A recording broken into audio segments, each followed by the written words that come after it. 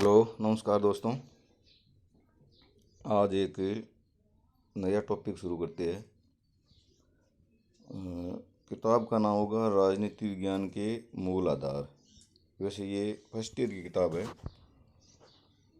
और कंपटीशन दृष्टि से राजनीति विज्ञान का जो पोर्शन है उसमें सब जगह ये काम आता है। सबसे पहले राजनीति विज्ञान का परंपरागत एवं आधुनिक दृष्टिकोण। एक मैंने इस पे वीडियो बनाया था पहले, परंपरागत दृष्टिकोण और आधुनिक दृष्टिकोण में अंतर। तो शुरू से लेके सेकेंड वर्ल्ड वार तक जो दृष्टिकोण चला वो परंपरागत था और सेकेंड वर्ल्ड वार के बाद से लेके आज तक जो दृष्टिकोण चल रहा है वो आधुनिक दृष्टिकोण है। इसका आज अध्ययन करेंगे अपन। पहले शब्दावली। राजनीति, राजनीति विज्ञान एवं राजनीति दर्शन। समाजशास्त्रों में राजनीति विज्ञान ही एक ऐसा विषय जिसकी कोई निश्चित व स्पष्ट शब्दावली नहीं है। उदाहरण के लिए जो विषय व्यक्ति, राज्य और सरकार से संबंधित है, मतलब जो विषय व्यक्ति से, राज्य से और सरकार से संबंधित है उसे राजनीति विज्ञान एवं राजनीतिक दर्शन के विविध नामों से पुकारा जाता है। मतलब इसका एक नाम नहीं, कुछ लोग उसको राजनीति कहते थे, कुछ उसको राजनीति विज्ञान कह देते, कुछ उसको राजनीति दर्शन कह देते। मतलब इसके कई नाम हैं और इनको याद रखना आप। अरस्तु, जेलिनेक, ट्रिस्चे, सिज्विक, फेडरिक पोलक, पॉल जेने आदि लेखकों ने राजनीति शब्द का प्रयोग किया है। अब जहाँ जहाँ राजनीति शब्द प्रयोग आएगा इसका मतलब है इनमें से कोई विद्वान है। अरस्तु है, जेलिनेक है, ट्रिस्चे है, सिज्विक है, फेडरिक पोलक है, पॉल जेने है आदि। अरस्तु की रचना का नाम भी पॉलिटिक्स है। अरस्तु ने जो रचना लिखी थी उसका नाम भी पॉलिटिक्स था। लास्की की प्रमुख रचना का नाम राजनीति का व्याकरण। देखो इस प्रकार से दो रचनाओं के नाम भी अपने को याद हो गए। अरस्तु की रचना का नाम पॉलिटिक्स और लास्की की रचना का नाम ग्रामर ऑफ पॉलिटिक्स, राजनीति का व्याकरण है। शब्द उत्पत्ति की दृष्टि से भी इसके लिए राजनीति शब्द का प्रयोग किया गया है। राजनीति शब्द की उत्पत्ति ग्रीक भाषा के शब्द पोलिस POLIS से हुई है जिसका अर्थ है नगर राज्य। इस तरह से राजनीति शब्द से जिस अर्थ का ज्ञान होता है वह है नगर राज्य तथा उससे संबंधित घटनाओं, क्रियाओं, व्यवहारों एवं समस्याओं का अध्ययन है। अरस्तु ने राजनीति शब्द का प्रयोग इसी अर्थ में किया है। मतलब अर्थ राजनीति शब्द की उत्पत्ति ग्रीक भाषा के पोलिस शब्द से हुई है और पोलिस का अर्थ था उस समय नगर राज्य। छोटे छोटे नगर राज्य होते थे प्लेटो अरस्तु के ज़माने में, वहीं से इसकी उत्पत्ति मानी जाती है। फिर Lord Bryce, Seeley, Burgess, Willoughby, Gettell, Zakaria आदि लेखकों ने राजनीति विज्ञान शब्द का प्रयोग किया है। जहाँ राजनीति विज्ञान आएगा तो इनमें से कोई विद्वान होगा। लॉर्ड ब्राइस होगा, शिले होगा, बर्गेस होगा, विलोबी होगा, गेटेल होगा या जकारिया होगा। प्लेटो से लेकर मार्क्स तक जितने भी दार्शनिक हुए उन्होंने इसके लिए राजनीति दर्शन शब्द मानकर इसकी विवेचना की है। इसका मतलब ये हुआ कुछ ने राजनीति शब्द, कुछ ने राजनीति विज्ञान और कुछ ने राजनीति दर्शन शब्द की विवेचना की है। जैसे एक परिभाषा है जेलिनेक की। जेलिनेक ने कहा है कि ऐसा कोई विज्ञान नहीं जिसे एक अच्छी शब्दावली की इतनी आवश्यकता हो जितनी कि इसकी राजनीति विज्ञान को आवश्यकता है। अब आधुनिक समय में राजनीति शब्द का प्रयोग निम्न अर्थों में किया जाता है। मतलब आधुनिक समय में राजनीति मतलब शब्द आते ही किसकी ध्वनि होती है? एक नंबर है सरकार के दैनिक समस्याओं से संबंधित, चाहे केंद्र सरकार हो या राज्य सरकारें हो, देश की किसी देश की सरकारें हो, उनकी समस्याओं से संबंधित इसका अध्ययन होता है। राजनीति शब्द को वर्तमान राजनीति अर्थात सरकार की दैनिक समस्याओं के संदर्भ में किया जाता है।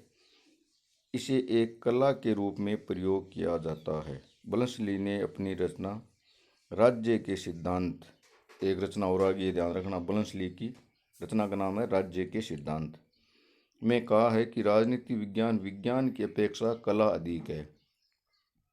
इसका संबंध राज्य के व्यवहारिक कार्य संचालन से है, परंतु राजनीति शास्त्र का संबंध राज्य के आधार, उसकी आधारभूत प्रकृति तथा उसके रूप एवं विकास से भी है। ये बलंसली की परिभाषा। एक बार आगे हो रहेगी बलंसली की परिभाषा, फिर बता दूंगा। 2 नंबर, राजनीति से राजनीतिज्ञ का ज्ञान होता है, राजनीति शास्त्री का नहीं। 2 शब्द है, एक राजनीतिज्ञ है, दूसरा है राजनीति शास्त्री। जो व्यक्ति वर्तमान राजनीति में हिस्सा लेता है और राजनीति विषयों एवं आंदोलन में सक्रिय भाग लेता है, उसे राजनीतिज्ञ कहते हैं। जैसे मोदी, अमित शाह, जो भी नेतागण है वो। दूसरी ओर एक राजनीति शास्त्र एक विशेषज्ञ होता है जो राजनीति सिद्धांतों एवं सरकारी संगठनों के विभिन्न सिद्धांतों से संबंधित होता है, उसे उसका ज्ञान होता है, वह इसका निर्माण करता है। जैसे गांधी जी राजनीतिज्ञ थे। फिर राजनीति शास्त्री कौन थे? होब्स, लॉक, रूसो, हिगल, ये राजनीति शास्त्री थे। तो राजनीति से इनका ज्ञान होता है। 3 नंबर, सीमित अर्थ। राजनीति शब्द को सीमित अर्थों में प्रयोग किया जाता है। इसका प्रयोग एक व्यक्ति, एक समूह या एक राजनीति संस्था के लिए भी किया जाता है। जैसे गृह राजनीति, समूह राजनीति, ग्राम, नगर, प्रांत, राज्य राजनीति। कई बार अपन कह देते हैं ज़्यादा राजनीति मत करो ना, ज़्यादा चौधर मत कर, मतलब इसका अर्थ है सीमित अर्थों में इसका प्रयोग होता है। 4 नंबर, नैतिक मूल्यों के ह्रास की अभिव्यक्ति। राजनीति शब्द से कुछ ऐसे अर्थों की झलक मिलती है जो नैतिक मूल्यों का ह्रास करते हैं। इसमें छल, कपट, धूर्तता, चालबाजी, स्वार्थ, झूठ आदि अर्थों की झलक मिलती है। मतलब नैतिक मूल्यों का हनन। अपन कहते हैं राजनीति में सब कुछ जायज़ है, इसका मतलब नैतिक मूल्यों का हनन हो गया। फ्रेडरिक पोलक ने राजनीति शब्द को 2 भागों में प्रकट किया है, सैद्धांतिक राजनीति और व्यवहारिक राजनीति। याद रखना, बहुत इंपॉर्टेंट है। फ्रेडरिक पोलक ने राजनीति शब्द के कितने अर्थ बताए? 2 अर्थ बताए, सैद्धांतिक राजनीति और व्यवहारिक राजनीति। सैद्धांतिक राजनीति को पोलक ने फिर 4 भागों में बांटा है। 1 नंबर, राज्य के सिद्धांत। इसमें राजनीतिक संगठन के ऐतिहासिक उद्भव, तार्किक पक्षों के साथ साथ संविधानों के वर्गीकरण एवं संप्रभुता को शामिल किया गया है। मतलब जैसे पार्लियामेंट की उत्पत्ति कैसे हुई, कैबिनेट की उत्पत्ति जैसे ब्रिटेन के कोबाल से हुई। 5 व्यक्ति मिलके एक कमेटी थी, उनके पहले नाम से कोबाल बना, कोबाल से कैबिनेट बन गया। तो ऐतिहासिक इसका परिप्रेक्ष्य क्या है, उसका उद्भव कैसे हुआ है ना, इन सब का अध्ययन किया जाता है। 2 नंबर, सरकार के सिद्धांत। इसमें संस्थाओं के प्रकार, शासन व्यवस्था एवं कानून को शामिल किया गया है। 3 नंबर, विधि निर्माण। इसमें विधि के उद्देश्य, सामान्य स्वरूप आदि को शामिल किया गया है। 4 नंबर, राज्य के अमूर्त सिद्धांत। इसमें राज्य के अन्य राज्यों एवं व्यक्ति समूहों के संबंधों को शामिल किया गया है। ये तो था सैद्धांतिक पक्ष। अब फ्रेडरिक पोलक ने का दूसरा है व्यवहारिक राजनीति। तो व्यवहारिक राजनीति को भी फ्रेडरिक पोलक ने 4 भागों में बांटा है। पहला है राज्य, अर्थात जिसमें सरकार के वर्तमान स्वरूप की व्याख्या हो। दूसरा, सरकार जिसमें विधि एवं उसके प्रयोग, प्रशासनिक प्रक्रिया जैसे प्रतिरक्षा व्यवस्था, व्यापार, बजट आदि क्रियाएं शामिल हो। तीसरा है विधि निर्माण। विधि निर्माण में न्याय व्यवस्था एवं न्यायालय।